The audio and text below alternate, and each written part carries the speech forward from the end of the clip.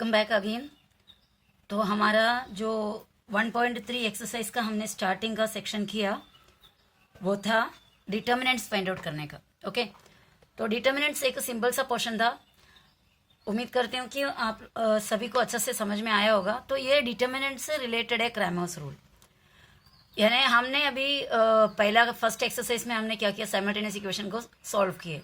Method था कौन से मेथड से हमने साइमल्टेनियस इक्वेशन को फर्स्ट एक्सरसाइज में सॉल्व किए थे? That method was elimination method. Okay, elimination method से हमने साइमल्टेनियस इक्वेशन को सॉल्व किया था फर्स्ट एक्सरसाइज में। अब ये जो एक्सरसाइज है उसमें भी हमारा काम क्या है? Solving simultaneous equation. Simultaneous equation को सॉल्व करना हमारा काम है, पर यहां पर मेथड है क्रैमर्स रूल। क्रैमर्स रूल या क्रैमर्स मेथड, क्रैमर्स मेथड से करना है। अब ये क्रैमर क्या है? Cramer was a mathematician, Gabriel Cramer. Gabriel Cramer was a mathematician, Switzerland का, Swiss, he was a Swiss mathematician। इन्होंने ये मेथड फाइंड आउट किया है। ये मेथड से मतलब डिटर्मिनेंट की मदद से हम साइमल्टेनियस इक्वेशन को सोल्व कर सकता है। ओके, तो ये मेथड को इसके लिए उनका रिस्पेक्ट करने के लिए क्या नाम दिया हुआ है? क्रैमर्स रूल करके नाम दिया हुआ है।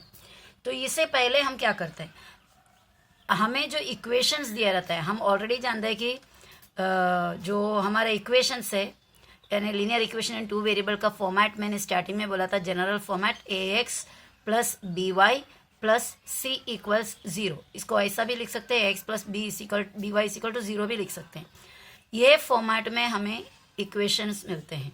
अभी दो इक्वेशन है तो हमें क्या करना पड़ेगा? फर्स्ट वाले इक्वेशन को a1x प्लस सेकेंड वाले इक्वेशन को b1y और फर्स्ट वाले इक्वेशन को a1x plus b1y plus c1 is equal to 0 और सेकंड इक्वेशन, क्योंकि हमारे पास दो इक्वेशन होता है ना, सेकंड इक्वेशन को हम लिखेंगे a2x plus b2y plus c2 which is equal to 0। ऐसा दो equation, this is equation number 1, this is equation number 2। तो दो दिया हुआ दो इक्वेशन को ये और ये फॉर्मेट से हम कंपेयर करेंगे। Okay, a1x plus b1y plus c1 is equal to 0 और a2x plus b2y plus c2 is equal to 0। ये क्रैमर्स रूल करने के लिए हमें जो इक्वेशन दिया हुआ रहता है, जो इस फॉर्म में दिया हुआ रहता है, अगर इस फॉर्म में दिया हुआ है तो हमें उसको उस फॉर्म में से ऐसा करना पड़ेगा, ax plus by equals c, यानी जो कांस्टेंट नंबर हमारे इक्वेशन के अंदर है, यहाँ पे वेरिएबल्स होते हैं x और y, नहीं तो a और b, नहीं तो m और n, कोई ना कोई वेरिएबल्स रहता है। और लास्ट वाला टर्म कांस्टेंट रहता है। कांस्टेंट मतलब उसमें वेरिएबल नहीं है, अल्फाबेट नहीं है, सादा एक नंबर होगा। ये वेरिएबल को हमें राइट साइड में ले जाना है। फॉर एग्जाम्पल, अभी एक इक्वेशन हमें दिया, समझो 7x plus 3y minus 4 is equal to 0, ऐसा एक इक्वेशन दिया है। तो क्रैमर्स रूल स्टार्ट करने से पहले हमें x और y टर्म को लेफ्ट में ही रखना है और ये जो कांस्टेंट टर्म है उसे राइट में ले जाना है। -4 राइट साइड में जाओगे तो +4 बन जाएगा। इस तरह हमें पहले इक्वेशन करना पड़ेगा और इसको a1x के साथ और इसको प्लस b1y के साथ और ये c1, ऐसा हम इसको रिप्रेजेंट करेंगे। ठीक है, अगर ये सेकंड वाला इक्वेशन है तो क्या होगा? a2x b2y c2 ऐसा होगा। ओके, इतना समझ में आया? तो अभी हम जो फर्स्ट इक्वेशन हमें दिया हुआ है, इक्वेशन को हम सोल्व करने जा रहे हैं। किस तरह सोल्व करना है, और उससे पहले ये बता दूं कि क्रैमर्स रूल में हमें 3 डिटर्मिनेंट फाइंड आउट करना है। ओके, क्रैमर्स रूल में वी नीड 3 डिटर्मिनेंट्स। डिटर्मिनेंट मैंने आपको बताया, बराबर। 3 डिटर्मिनेंट्स हमें फाइंड आउट करना है। फर्स्ट डिटर्मिनेंट को d, सेकंड डिटर्मिनेंट को dx, थर्ड डिटर्मिनेंट को dy, ऐसा हम नाम दिया हुआ है। फर्स्ट डिटर्मिनेंट को d, सेकंड डिटर्मिनेंट को dx, थर्ड डिटर्मिनेंट को dy। अब ये डिटर्मिनेंट ऐसा लिखेंगे, बराबर है। ये भी डिटर्मिनेंट ऐसा होगा, इसके अंदर हमारा टर्म्स होंगे डिटर्मिनेंट्स। ये डिटर्मिनेंट के अंदर की बात को मैं बताने जा रही हूँ, कैसा लिखना है। वो एक चीज को आप याद रखना, यहां पे आएगा फर्स्ट सेकेंड,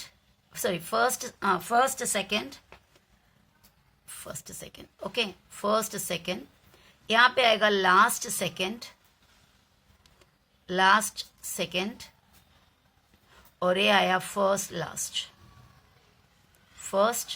लास्ट। एक आपको ऑर्डर में बाय हार्ट रखना है, आसान है बाय हार्ट होना। D first second, D X last second, D Y first last. तो ये हमारा नारा होगा, समझो, first second, last second,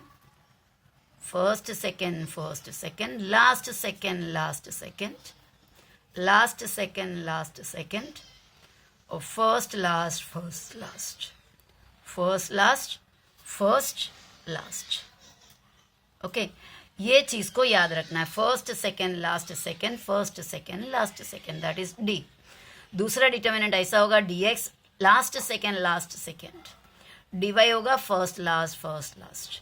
again D यानी फर्स्ट सेकेंड, डी एक्स यानी लास्ट सेकेंड, डी वाई यानी फर्स्ट लास्ट। अब ये फर्स्ट सेकेंड लास्ट ये सब क्या है ये बता रही हूँ मैं, ठीक है। अब हमारा ये फर्स्ट सेकेंड वगैरह क्या है वो पहचान करने के बाद हम सम करते हैं। अब हमारे पास एक एक्सरसाइज है, एक क्वेश्चन है, समझो, 3x + 4y = 9, और दूसरा इक्वेशन हमें दिया 7x - 5y + 2 = 0। ऐसा दो इक्वेशन दिए। ओके, तो ये इक्वेशन को हम पहले ले लिया, 3x + 4y = 9। यहाँ पे हमने सॉल्यूशन स्टार्ट किया। सपोज 3x + 4y = 9, इसको हम इक्वेशन नंबर 1 मान लिया, पर हमें चेक करना है कि ये 3x और ये 4y लेफ्ट में है और कांस्टेंट नंबर = के राइट साइड में होना कंपलसरी है। ओके, और उसके बाद दूसरा इक्वेशन को हमने लिया 7x - 5y + 2 = 0, लेकिन इसको हमें +2 जो लेफ्ट साइड में है कांस्टेंट है उसको राइट साइड में करना पड़ेगा। 7x - 5y = +2 राइट साइड में जाओगे तो -2। ये हमारा फर्स्ट इक्वेशन हुआ, ये हमारा सेकंड इक्वेशन हुआ। जो ये दिया था सेकंड, लेकिन वो प्रॉपर ऑर्डर में नहीं था, क्रैमर्स रूल करने के लिए प्रॉपर ऑर्डर नहीं है उसका, इसके लिए हमने कांस्टेंट को राइट साइड में किया और उसको सेकंड इक्वेशन माना। अब ये दोनों इक्वेशन को हमें कंपेयर करना है। इस इक्वेशन को हम कंपेयर करेंगे a1x + b1y = c1 के साथ, और ये वाले इक्वेशन को हम कंपेयर करेंगे a2x + b2y = c2। ठीक है, कंपेयर करेंगे तो a1 यानी 3, b1 यानी 4, c1 9, a2 7, b2 -5। साइन के साथ लेना, इधर सब साइन के साथ क्यों नहीं लिया सवाल करेंगे तो आप समझ सकते हैं, क्योंकि यहाँ पर पॉजिटिव है, प्लस साइन साथ में लेने की कोई मतलब नहीं होता है, ऑलरेडी है रहता है, लेकिन माइनस साइन है तो हमें साथ में लिखना ही पड़ता है। माइनस साइन को बिना लिखे हम आइडेंटिफाई नहीं कर सकते। तो b2 के बदले में हमें मिला -5 और c2 हो गया हमारा -2। समझ में आ रहा है? तो हमारा ये फर्स्ट सेकंड लास्ट सेकंड क्या है, यानी एक फॉर्मेट में a1 होता है, b1 होता है और = के बाद c1 होता है। a1x + b1y = c1 बराबर है। तो ये हुआ फर्स्ट, ये हुआ सेकंड, ये हुआ थर्ड या फिर लास्ट। तो हमें लिखना है फर्स्ट सेकंड डी के लिए फर्स्ट सेकंड, और dx के लिए हमें लिखना है लास्ट सेकंड यानी c1 b1। समझ में आ रहा है? और dy के लिए, d के लिए हमें क्या, वापस से बता रही हूँ, d के लिए हमें क्या, फर्स्ट सेकंड यानी a1 b1। ये हमारा d हो गया। नीचे भी वैसे ही होगा a2 b2। समझ रहा है? क्योंकि दो इक्वेशन है ना हमारे पास, दो इक्वेशन हमारे पास क्या क्या है, a2 वाला है, b2 वाला है और c2 वाला है। तो फर्स्ट सेकंड यानी a1 b1, और उसके बाद d का नीचे भी a2 b2, फर्स्ट सेकंड हो गया। dx में क्या आएगा, लास्ट सेकंड यानी c1 b1 c2 b2, c1 b1 c2 b2। समझ रहे हैं? फर्स्ट सेकंड लास्ट सेकंड की मतलब। अभी dy क्या होगा, फर्स्ट लास्ट यानी a1 c1, फर्स्ट a1 है, लास्ट c1 है, और दूसरे इक्वेशन में a2 और c2। ये होता है हमारा first second last second first last. इतना क्लियर है? अगर इतना क्लियर नहीं है तो इतना वापस से रिवाइज करके आप देखना, उसके बाद हम सम करेंगे। ओके, अब हमें यहाँ पर क्वेश्चन हेडिंग देकर रखा है हमारा 1.3 एक्सरसाइज का second part. Solve the following simultaneous equation by Cramer's rule. दिया हुआ साइमल्टेनियस इक्वेशन को क्रैमर्स रूल से सॉल्व करना। फर्स्ट क्वेश्चन हमारा क्या दिया हुआ है देखते हैं। फर्स्ट क्वेश्चन हमें दिया हुआ है 3x - 4y = 10 और 4x plus 3y equals 5. 3x minus 4y equals 10. 4x plus 3y equals 5. ये दो इक्वेशन हमें दे रखा है, ठीक है. तो अभी हम सॉल्यूशन फाइंड आउट करने के लिए पहले लेंगे और ये दोनों इक्वेशन को हमें कंपेयर करना है. पहले इक्वेशन लिख देते हैं 3x minus 4y equals 10. First equation हमें मिला, ओके. और दूसरा है 4x plus 3y equals 5. This is the second equation. Both equations are in the correct format.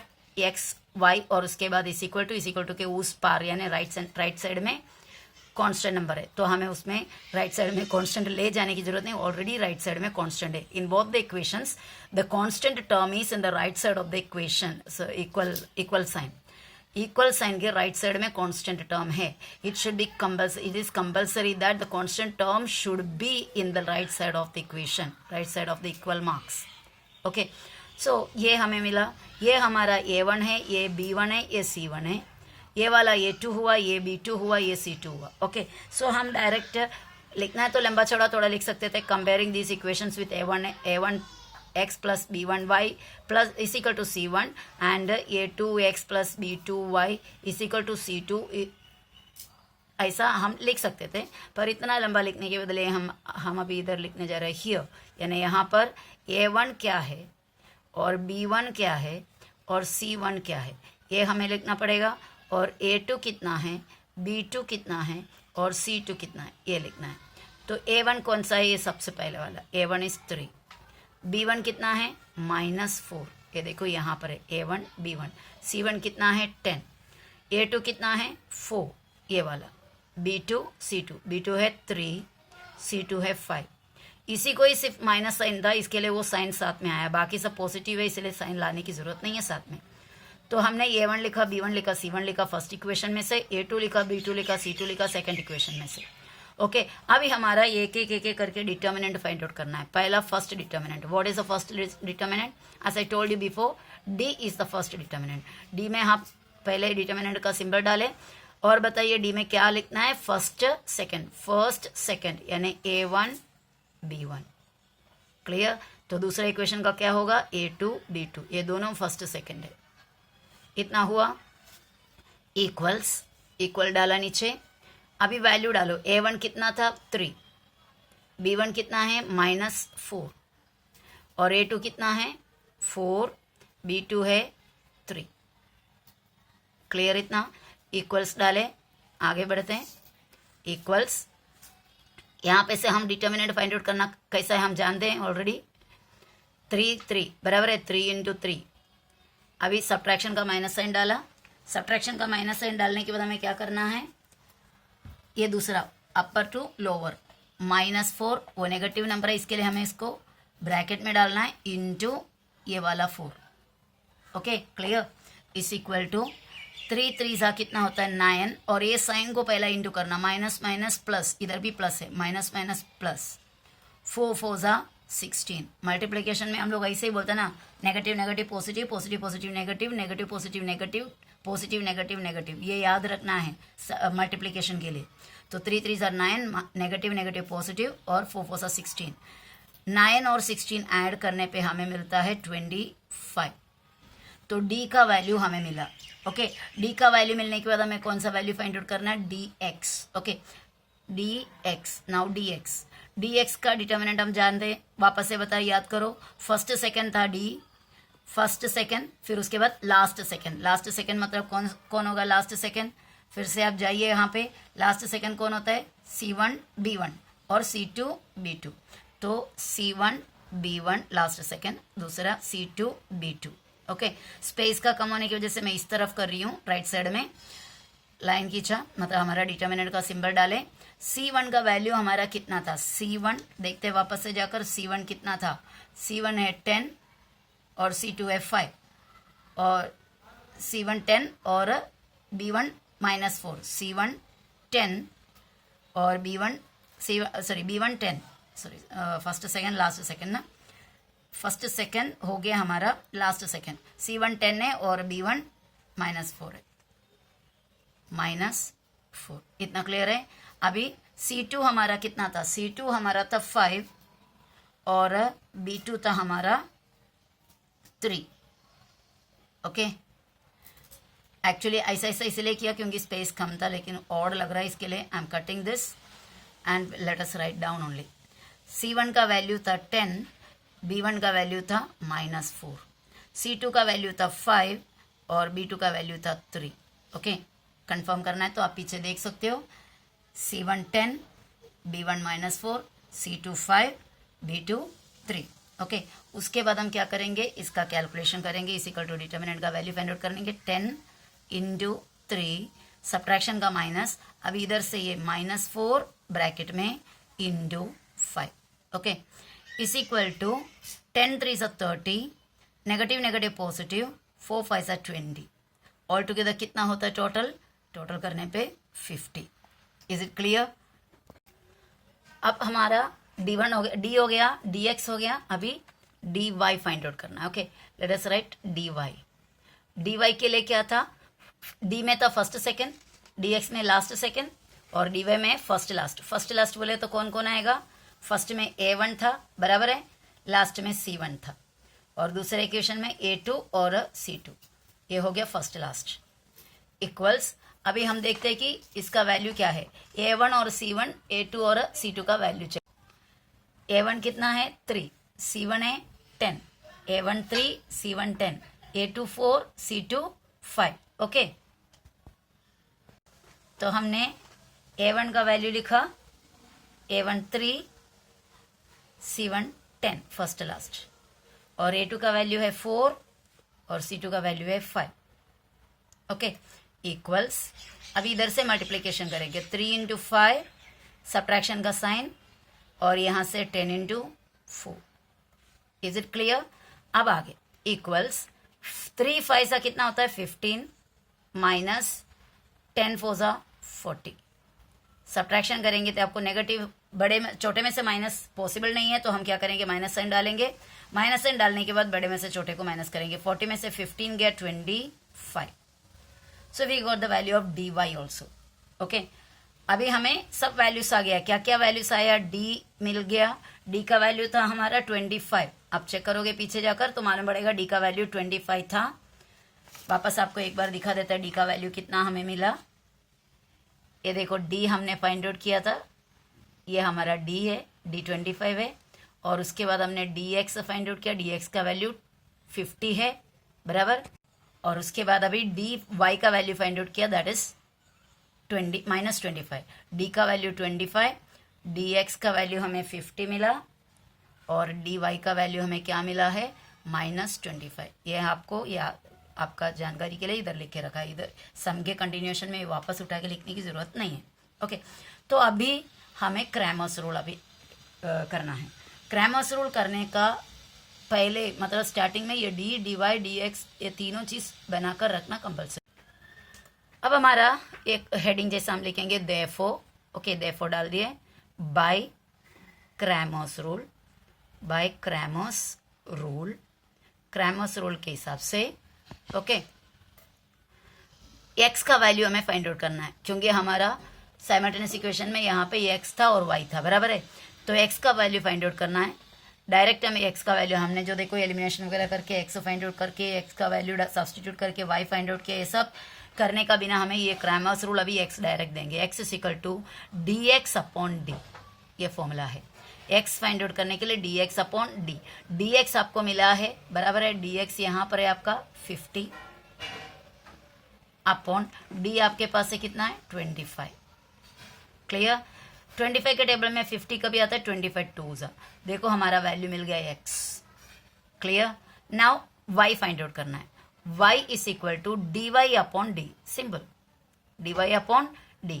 dy का वैल्यू हमारे पास है कितना? -25 अपॉन d हमारे पास है 25. 25 के टेबल में 25 1s और ये नेगेटिव. ओके, एक माइनस. तो हमारा वैसा x और y दोनों का वैल्यू मिल गया. x मिला 2, y मिला -1. तो फाइनल आंसर हम लिखेंगे 2x का वैल्यू है -1, y का वैल्यू है, is the solution of the given equations, of the given equations. अगर आप ये सम को दूसरे मेथड से करेंगे, यानी एलिमिनेशन मेथड से करें या सब्सटीट्यूशन मेथड से करें, कोई भी मेथड से करें, ग्राफिकल मेथड से करें, आपका वैल्यू सेम ही रहेगा, यानी जो सोल्यूशन है 2 और -1 ही रहेगा. Okay, but when you are asked to find out the value through the with the help of Cramer's rule, you have to go through the Cramer's rule only. If you are asked to do the elimination method, you have to select that method. You cannot do any other method. तो ये था Cramer's rule का first सम. Okay, तो इसे अच्छा से अगर नहीं समझ में आया तो नेक्स्ट सम में फिर से एक्सप्लेन करते हैं.